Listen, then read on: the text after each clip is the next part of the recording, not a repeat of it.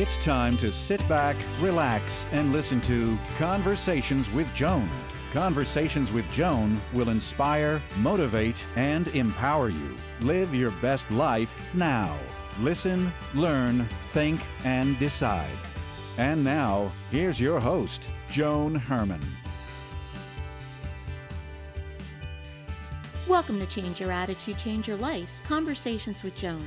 I'm Joan Herman. Thanks for tuning in. Conversations with Joan focuses on topics that are important to your life, from health and wellness to professional development to personal well-being. Change makers join me to share their insights, tips, and strategies so you can thrive and live your best life now. Thank you for taking time for yourself, and thank you for letting us be a part of your life. Now, let's start talking. Certain regions of our brains are always at work at involuntary activities like daydreaming, worrying about the future, and self-talk. This mind wandering can stop us from keeping our attention in the present moment. We spend a great deal of time and energy trying to control this incessant chatter. But according to today's guest, Dr. Moshe Bar, we can harness the default activity in our brains and use it to our benefit. Dr. Bar is an internationally renowned cognitive neuroscientist. He is a former director of the Cognitive Neuroscience Lab at Harvard Medical School and the Massachusetts General Hospital. Dr. Bar's new book is Mindwandering: How Your Constant Mental Drift Can Improve Your Mood and Boost Your Creativity. Welcome, Dr. Bar. Thank you so much for joining us. Thank you. It's my pleasure. Doctor, we spend a great deal of time and energy trying to keep our brains from mind wandering. According to various studies, our minds wander up to 47% of our waking time. What is mind wandering, and where does our mind go when it wanders? Well, there are many questions packed in one this seemingly naive question. It has a life of its own, so to speak. We have very little control over when our mind wanders, when it stops wandering, and where it goes, where it wanders. But in my book, I talk about different kind of mental histories or things that have happened in your brain just before can definitely determine the direction of your wandering. So you can be wandering to planning something or trying to think about a problem that bothered you before. So it's not completely random where we wander to. But yeah, we really have very little control over it, and it has, in the other part of your question, why do we wander? Why does our mind wander? It has many benefits beyond the downside of taking us from the moment and keeping us occupied. It has a lot of advantages to creativity and mood, especially. When we spend so much time mind wandering, what does that do to our lives? What type of impact does it have on us? Well, for one, it distracts us from really experiencing the present.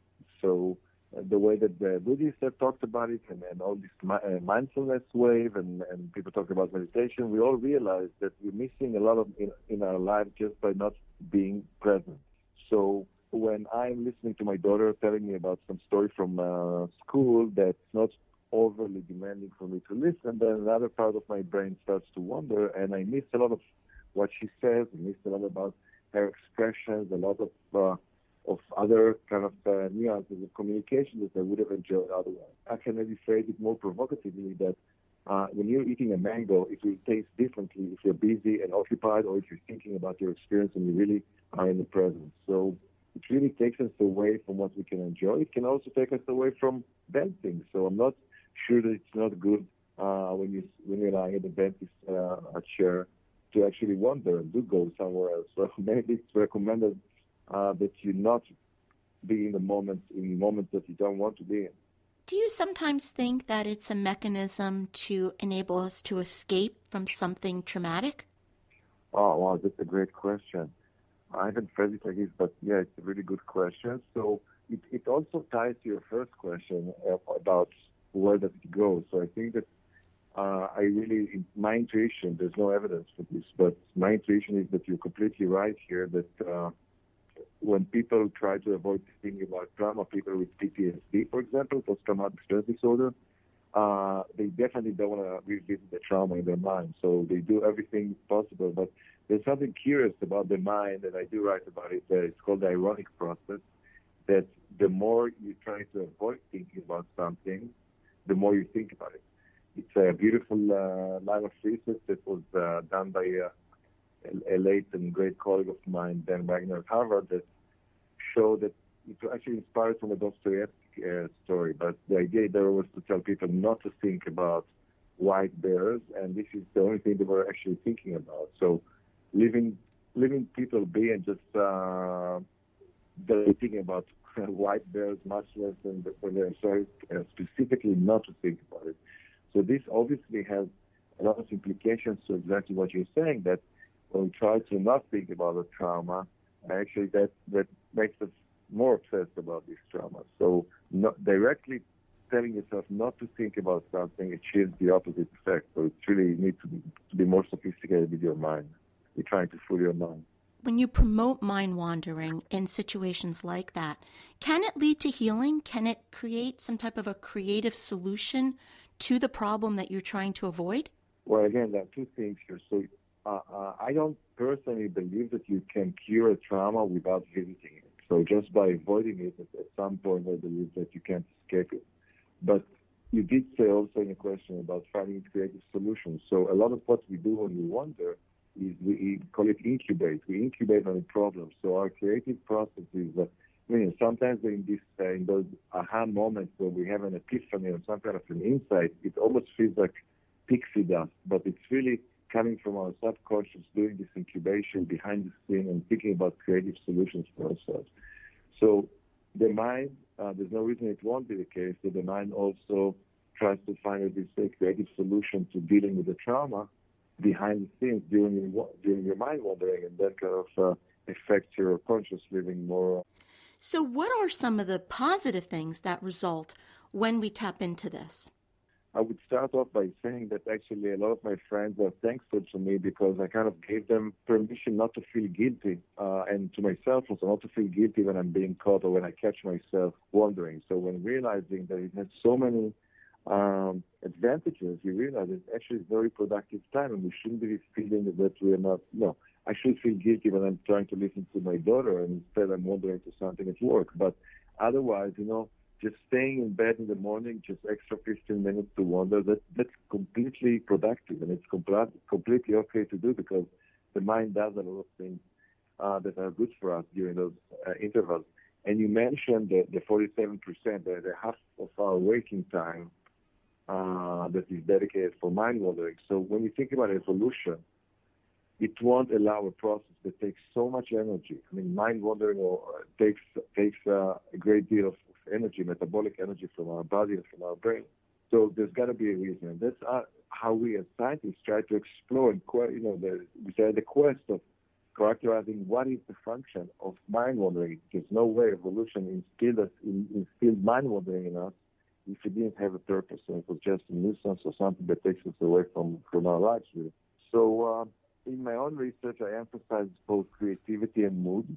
But I first wanted to say that other great labs also identified our representation of the self, and I also cover all these aspects in the book, that we each have a representation or knowledge or some kind of entity in our mind that is ourself. You know how you would respond in different situations you can imagine. You know what you like, you know what you don't like. So the self, the capital S, is also mediated by represented by this wandering mind. And second thing is that we think about others. We call it theory of mind. So always in interaction with others, we try to anticipate what they're thinking, what are their intentions, why did they say what they did, or why did they act as they just did. So understanding ourselves and understanding others are two core faculties of mind wandering and the brain network that mediates this wandering. But I think something that is way more applicable in everyday life is our thinking about creativity and mood. So both are, I'm sure you agree with me, both are central to our being. Both how we feel in terms of mood really affects how we enjoy our lives. And creativity is a big deal. I see over the years of my research how much interest there is in creativity from people just because, there's something optimistic about being creative. And the idea that we can be more or less creative, the same individual, it's not destiny. It's not that you're born with a certain level of creativity and that's it. But certain states of mind and certain circumstances can amplify how creative you are in a given situation. So I'm not saying that we can all become Leonardo da Vinci, but we can be more or less creative depending on how much we let our mind wander and broadly. So if you don't mind, I'll just emphasize, I'll just elaborate on what does it mean broadly, because if listeners would like to utilize this research in their, or incorporate it into their daily lives, maybe it's something that I want to, maybe it's good to elaborate on. So think about all the things you know in memory. There's a giant network of nodes connected to each other. So everything is connected to everything, and it's just a matter of how many steps you need to go from cat to tomato, for example. So cat and dog is very close, and cat and tomato are further, but still everything is connected. So when we wander, we can be wandering very narrowly. Let's say something bothers you from yesterday, so your mind kind of grinds only this aspect and only this issue. So you wander and you wander and you wander, but you stay very narrowly on this network. And on the other hand, when you try to find a creative solution, or you think more freely, which is what we call broad thinking, then you can really travel without borders, without limits on this network. That's why creative solutions and creative people come up with things that, what does it mean to be original? So you don't take the immediate solution, you don't take the narrow solution, but rather you travel on this network broadly. So when you wander, and especially when it's coupled with good mood, then your wandering is broader, and it's much more conducive of creative ideas, of creative thinking. So as we say, narrow wandering can translate into something that we call rumination, which is a hallmark of depression. So if you wander narrowly, as I just explained on this network, if you ruminate and you just wander narrowly, then it might end up being a clinical depression. So it's really a good idea to try to let your mind free. Set your mind free and let it go when it's appropriate. I'm not saying that when you drive really fast on your car on the freeway, it's not a good idea to wonder even about creative things. But by and large, we do want to let our mind be. Well, and I think if you're afraid to take action in one direction or make a decision, I think by being able to sit down and allow your mind to think of all the possible scenarios that could play out, I think that could actually help you to eliminate those fears and to make better decisions. Yes, I think it's brilliant. It ties to how we look at creativity.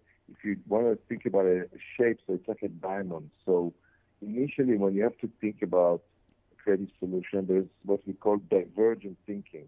So you think all over the place, and your mind at this stage doesn't have a sensor. It doesn't have anything to limit, and everything goes. And sometimes I consult with companies and I tell them that the proper way to do brainstorming is there's no boss, there's no sensor, there's no somebody that says this is a bad idea, but this is bad, this won't work, killing the ideas beforehand. So initially, in divergent thinking, in the opening part of this diamond shape, everything goes. And just as you say, you think about things that or solutions or thoughts that you haven't before, and in second thought, maybe that's a great idea. So then comes the opposite, the convergent thinking, so the closing this diamond, and there you really have to find the best solution from all those that you've activated in the divergent part. So it is definitely what you're saying is a critical part of creative thinking, to be at the stage where you generate a lot of solutions, even if they seem far-fetched and remote and unlikely. Still, you shoot in all directions, so to speak, and then you have to choose one from them. But that's the only way to get to original solutions and unexpected solutions, just by not criticizing yourself internally. Doctor, children's lives are so structured. I remember when I was a child, we had so much time for free play. But we don't allow that anymore. We don't allow the time for curiosity or creativity in our children. How do you think that will impact them later in life? So, in a way, it's really sad looking at what happens with kids. And yes, the system, the school system, I live in Israel now, but it's the same also in the U.S., not due to evil intentions or ignorance, but just, I guess, constraints of how schools are built and kids sit together and they have to be quiet. So there's a lot of suppression going on. This might be a strong word, but I think this is one place where I do want to be strong about this idea that we suppress both the original original ideas, original thinking, but also I was a wandering kid, and I'm also here a wandering parent. I mean, my kids know that I'm not always listening, and we have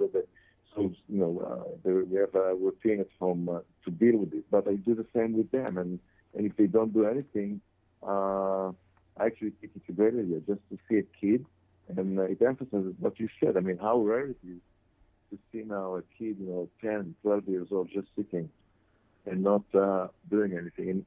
And obviously, when they're not doing anything, their mind wanders. That's good. I give an example. My little one is 10 now, but when she was maybe 6, I remember how I was on my way to go out to work, and I saw her having her breakfast and staring through the window at nature outside. And I came to her and I asked her, "Maybe, what are you thinking about?" And she said, "I'm not thinking about anything." And it struck me as, you just look at something and you don't necessarily have to ask. We have the grown-ups have so many worries and concerns and things to think about, and we're bothered with things. So we can't just look at the flower and stay there with the flower. We immediately wander and drift, and I guess I drift to be talking about the negative aspects. But yes, back to your question, I think it's a great idea and following some talks I gave after their book came out, there's a couple of entities that's really interested in trying to facilitate and to enhance creativity in their organizations. And we talk about what are the conditions. We just discussed now, right, the positive and the negative of wandering. So you don't want to cultivate it too extremely. You want to be able to recognize what is good wandering and what's bad, both in terms of context and in terms of content, and just have better control of when you do what. Again, I'm not claiming that.